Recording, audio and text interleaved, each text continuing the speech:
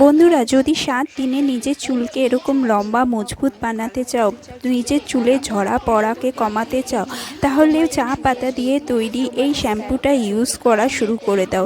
এতে তোমার চুলে যত হেয়ার ফল আছে সেগুলো ঠিক হয়ে যাবে আর চুলটা এরকমই লম্বা ঘন হবে। তোমাদের যদি স্ক্যাল্প দিচ্ছে, স্ক্যাল্পে প্রচণ্ড বিল্ড আপ হয়ে গেছে, সেগুলো হটিয়ে দেবে, তোমাদের চুলটাকে সুস্থ সবল রাখবে, তোমাদের যত হেয়ার ফল আছে সেটা সাবসাইড করবে।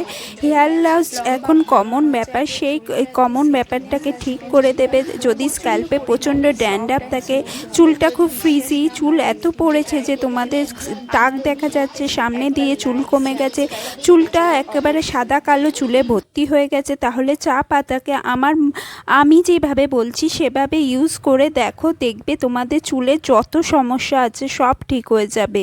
তোমরা একটা প্যানে 1 চামচ চা পাতা নিয়ে নাও, তারপর 1 গ্লাস জল দিয়ে ওটাকে ফোটাতে বসিয়ে দাও, একদম লো আছে ফোটাতে বসিয়ে দাও। চা পাতার মধ্যে ক্যাফেন থাকে, চা পাতার মধ্যে অনেকটা অ্যান্টিঅক্সিডেন্ট থাকে, যেটা আমাদের চুলকে কালো করতে হেল্প করে, চুলে ঝরা পড়াকে কমিয়ে দেয়। বন্ধুরা, তারপর আমি নিয়ে নিচ্ছি একটা পেঁয়াজটা লাল পেঁয়াজই নিয়েও, সাদা পেঁয়াজে নিও না। পেঁয়াজের মধ্যে প্রচুর পরিমাণে সালফার থাকে, যে সালফার আমাদের স্ক্যাল্পে যত বিল্ড আপকে সরিয়ে দেয়, আমাদের স্ক্যাল্পের যে ফলিকলস আছে, যে রোমকূপগুলো আছে সেটাকে স্টিমুলেট করে আর আমাদের স্ক্যাল্পে নতুন চুল গজাতে খুব হেল্প করে। এছাড়াও পেঁয়াজ আমাদের ক্যারাটিন, যে প্রোটিন যেটা দিয়ে আমাদের চুলটা তৈরি, সেই প্রোটিনকে বিল্ড আপ করতেও হেল্প করে। তো বন্ধুরা, আমি একটা পেঁয়াজকে আবার এই চা পাতার জলেই দিয়ে দিলাম। এরপর যে ইনগ্রিডিয়েন্টটা নেব সেটা হলো 1 চামচ মেথিতে প্রচুর পরিমাণে ভিটামিনস আছে, ভিটামিন বি আছে, ভিটামিন বি কমপ্লেক্সে ভর্তি মেথি। এছাড়াও লেসিথিন আছে, নিকোটিনিক অ্যাসিড আছে, প্রোটিন রয়েছে, যেগুলো আমাদের স্ক্যাল্প থেকে সব বিল্ড আপকে হটিয়ে দেয়।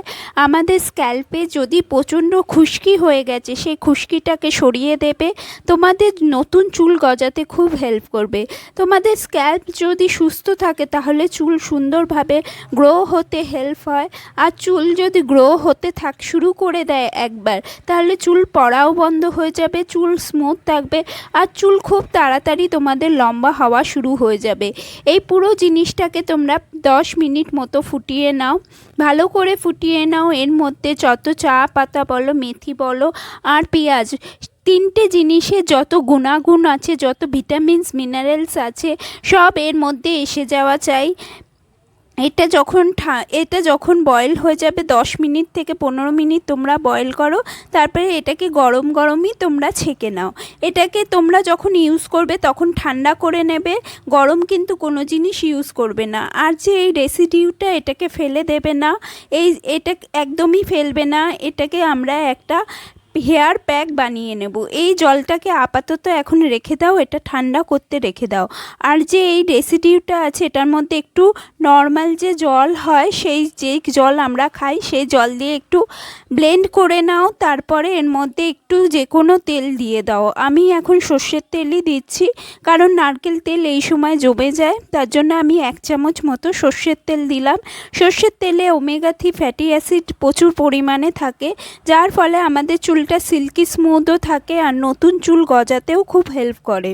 তো আমার ব্লেন্ডটা হয়ে গেছে। এই হেয়ার প্যাকটা তোমরা চুলের মধ্যে চান করার আগে লাগিয়ে নেবে, আলাদা করে তোমাদের তেল মাথায় লাগাতে হবে না, কারণ এর মধ্যে আমরা তেল লাগিয়ে নিয়েছি। এটা পুরো স্ক্যাল্প থেকে ফুল রুট অবধি তোমরা এই হেয়ার প্যাকটা লাগিয়ে নাও, 30 মিনিট রাখো।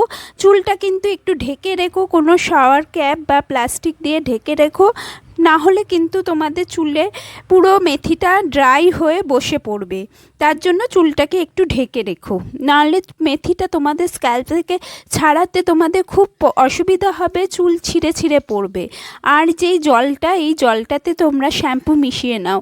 এই জলটাকে তোমরা সপ্তাহে 2 বার ইউজ করতে পারবে।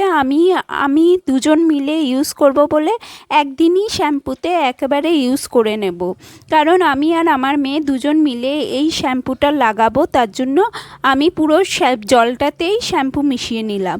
তোমরা চাইলে এটা অর্ধেক জল একদিনের জন্য নাও আর অর্ধেক জল ফ্রিজে স্টোর করে রাখো, তাহলে স্মেল আসবে না। না হলে যেহেতু আমরা পেঁয়াজ দিয়েছি একটা স্মেল হতে পারে বাইরে যদি রেখে দাও জলটাকে।